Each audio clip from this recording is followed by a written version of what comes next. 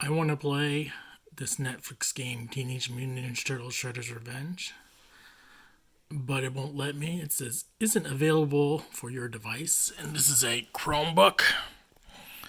So I thought I'd be smart and try to download the installation file from the web, which isn't safe, first of all. But still, I was willing to give it a try. Downloaded the file, and then installed it. So we'll go back to here, and if I click on, this is the Play Store, Shredder's Revenge, you can see that I can play it because it's installed, but it still says it's not compatible.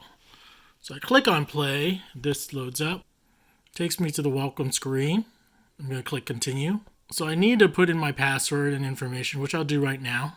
And after I try to continue and log in, it gives me this error. So that's my short story about how I tried to install and play Teenage Mutant Ninja Turtles Shredder's Revenge. But they say my account is not, the game is not compatible with, your account is compatible with Netflix. I can't read it right. But it's not compatible and they won't let me even try. Darn, I really wanted to play the game on my Chromebook. Fail.